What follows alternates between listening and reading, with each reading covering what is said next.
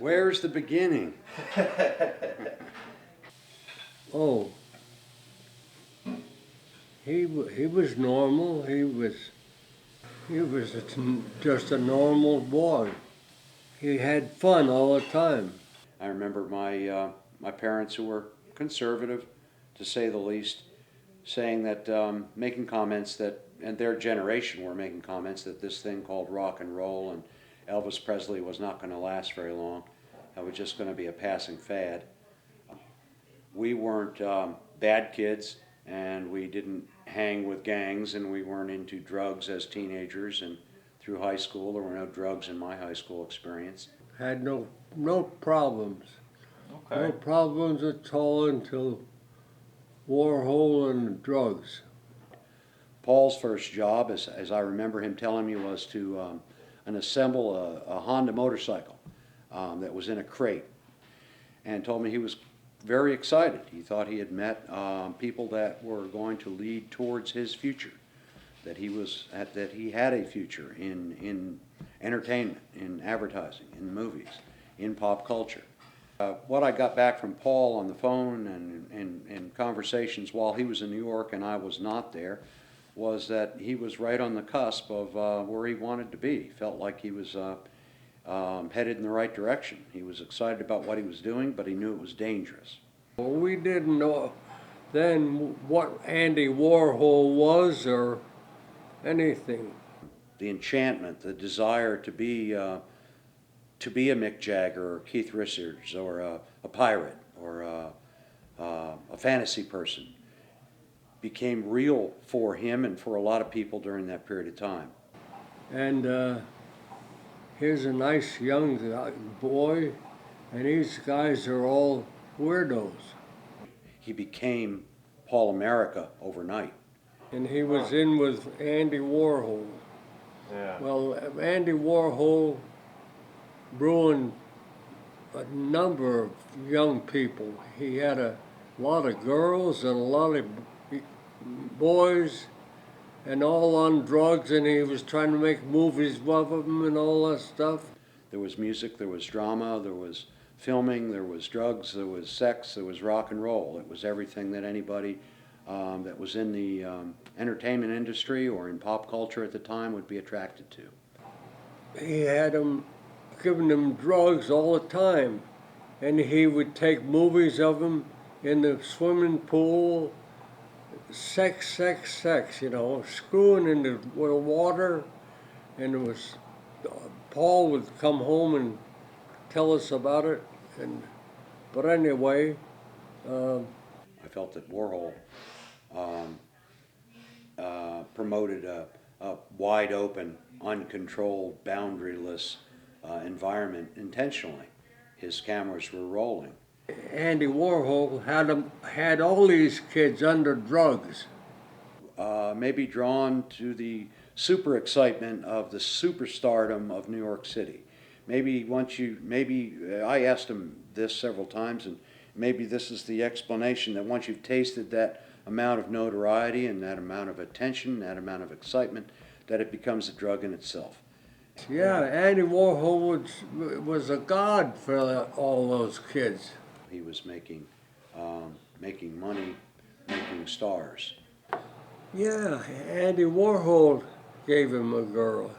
She was a daughter of a millionaire family in California.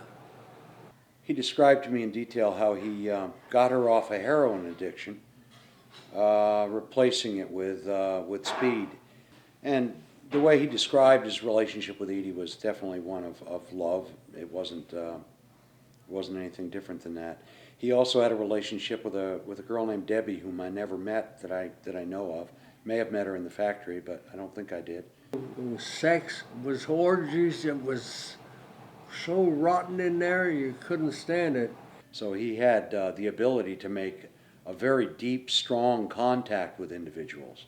He could share love very well. He could express his emotions very well when he was given the chance, and didn't need to be on drugs to do that. I saw this happen throughout his life, where the real essence of Paul was somebody who had a tremendous power tremendous compassion and a tremendous ability to love and care for people. Yeah, they had orgies good back in the swimming pool and any place. There'd be six on time, all screwing each other. Stuff Paul would tell you. I said, get the hell out of that. And he would begin to tell me some of the stories of living basically on the street, hustling his life away. And I realized then that I started having fear for him. A lot of funny things they did. I called the sheriff. The sheriff came immediately and arrested Paul. We went to see him once when he was on base. I remember driving to the Army facility, and then shortly thereafter got the phone call, hey, I need to get out of here. If you'll send me some medication, I think I can do it. So we sent him some acid and some marijuana and a pair of sneakers. He had a new motorcycle at that time, and he drove it up there to Woodstock, and then he came home with no motorcycle. He said he was on drugs and he lost his motorcycle. That was a great show up there. It would be nice to have a more accurate timeline with no gaps. And the more we talk about his life and the time during the 60s, the more I realized that there was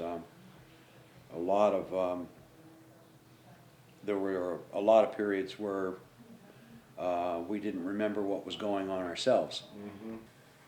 That was the roaring 60s, is when that all happened. He envisioned himself as a very colorful character towards the end of his life. He would visit family on a pretty regular basis, just stopping in, seeing how everybody would do, and then when it got uncomfortable or he got bored, he'd take off. The next time I saw Paul, he had arrived unannounced at the commune I was living at in Brown County, Indiana. And he was in relatively good shape. He was coherent and cleaned up and not on anything, and had been working and was just curious as to what I was getting into, the next phase of my life, and he stayed on in Brown County. He had this driven obsession with continuing to the next hustle, the next deal, the next event, the next chapter.